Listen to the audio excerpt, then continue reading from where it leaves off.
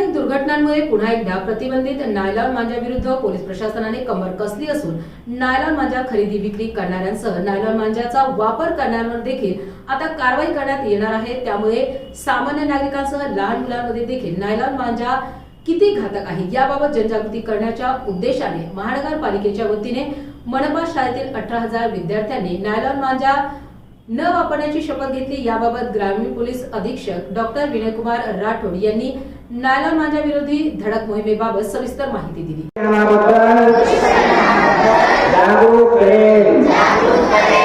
कोणत्याही ठिकाणी नायलॉन मांजाची विक्री आढळल्यास मी संबंधित असे हात असावे किंवा असे ड्रेस करावे।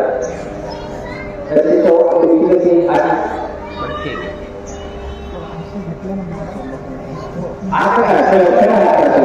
आणि मला अंतर ठेवा मागे सगळं सुरू केलं काय झालं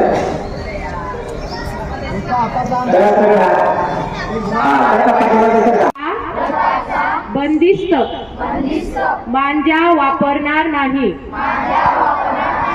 मी माझ्या कुटुंबीय मित्र मैत्रिणींना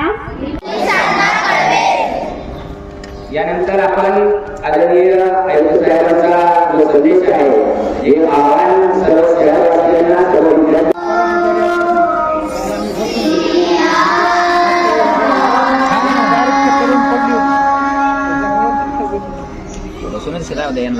बाकीचं गोष्ट फक्त प्रार्थनेचं आपलं प्रतिदिन नायलॉन चायनीज दोरा काच लेपन केलेला मांजा